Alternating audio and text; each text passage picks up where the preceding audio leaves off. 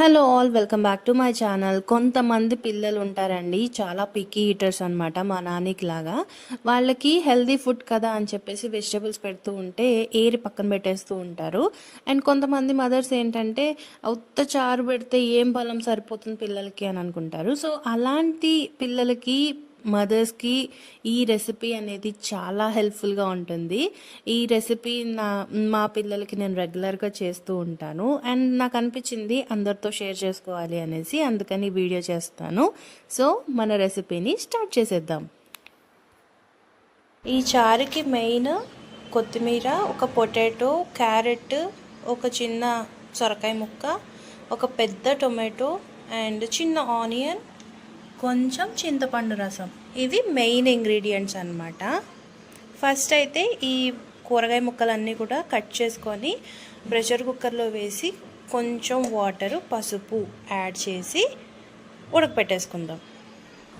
ఇందాక నేను మెన్షన్ చేయడం మర్చిపోయానండి, మెయిన్ ఇంగ్రీడియంట్స్ అయితే మునక్కాడ.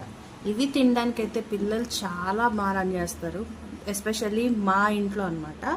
సో అందుకని ఈ చారులో నేను మునక్కాడ మస్ట్ అండ్ షుడ్గా యాడ్ చేస్తాను. సో ఒక కుక్కర్ తీసుకున్నాం, ఈ వెజిటేబుల్స్ అన్నీ ఇందులో వేసేయాలి. ఇప్పుడు ఇందులో లైట్గా పసుపు, లైట్గా సాల్ట్, చాలా తక్కువ వాటర్ వేస్తున్నాను నేను, జస్ట్ ఈ ముక్కలు ప్రెషర్తోనే ఉడికిపోతాయి. సో దీన్ని మూత పెట్టేసుకొని ఈ ముక్కలన్నీ ఉడికిపోయేంత వరకు ఉడికించుకోవాలి.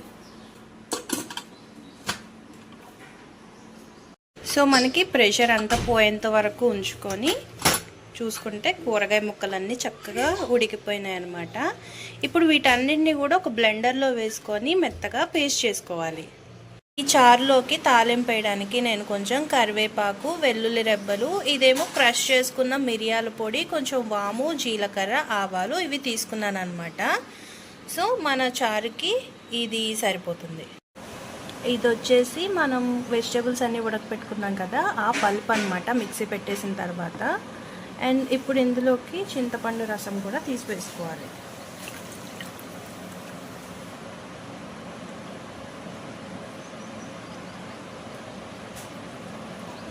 ఒక్కసారి ఇది మిక్స్ చేసేసుకోండి. మీకు చారు ఎంత పలచగా కావాలనుకుంటే అంత చింతపండు రసం వేసుకోవచ్చు. ఇప్పుడు దీనికోసం మనం తాలింపు రెడీ చేసుకుందాం. ఇప్పుడు ఇందులోకి తాలింపు వేసుకోవాలండి. ఇందాక మనం తీసి పెట్టుకున్నాం కదా, కరివేపాకు, వెల్లుల్లి రెప్పలు, ఆవాలు, జీలకర్ర, ఇంకా క్రష్ చేసుకున్న మిరియాలు, ఇవన్నీ కూడా కొంచెం ఆయిల్ హీట్ చేసి అందులో ఈ తాలింపు వేసుకొని, మనము ఆల్రెడీ మిక్స్ చేసి పెట్టుకున్నాం కదా కూరగాయల పేస్ట్, అలాగే చింతపండు, అవి ఈ తాలింపు బాగా వేగిన తర్వాత యాడ్ చేసుకోవాలన్నమాట. సో ఈ టైంలోనే మనకి సాల్ట్ అది సరిపోయిందో లేదో చూసుకోవాలి. అండ్ నేను ఇందులో కొంచెం బెల్లం పొడి కూడా యాడ్ చేస్తున్నాను, ఎందుకంటే మా ఇంట్లో ఈ చారు, పప్పు చారు, సాంబార్ ఇలాంటి వాటిలలో కొంచెం బెల్లం యాడ్ చేసుకోవడం అనేది ఫస్ట్ నుంచి అలవాటు. ఒకవేళ మీకు నచ్చకపోతే దాన్ని అవాయిడ్ చేయొచ్చు అనమాట. సో మనకి ఏదన్నా ఎక్కువైనా తక్కువైనా ఇక్కడే అడ్జస్ట్ చేసుకోవచ్చు.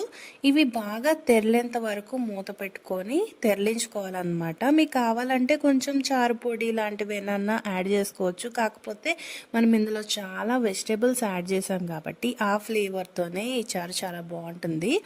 మేబీ కొంతమందికి ఈ ప్రాసెస్ అంతా చూసిన తర్వాత అనిపించవచ్చు, ఏంటి కూరగాయలని పిల్లలకి అలా పెట్టకుండా ఇలా పేస్ట్ చేసి పెట్టడం ఏంటి అని. కానీ ఒక చిన్న విషయం నేను చెప్పాలనుకుంటున్నాను ఏంటంటే, మా నాని అంటే మా పెద్ద బాబు చాలా పికీ ఈటర్ అనమాట. వాడికి నచ్చలేదు అంటే అస్సలు తిండు. అది హెల్దీ నానా అని బలవంతంగా పెట్టడానికి ట్రై చేసినా కానీ వామిటింగ్ చేసేసుకుంటాడు అనమాట.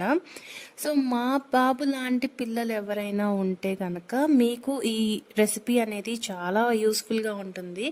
వాడు కొన్ని రకాల కూరగాయలు, కొన్ని రకాల ఫుడ్సే తింటాడు, అవే ఇష్టంగా తింటాడు.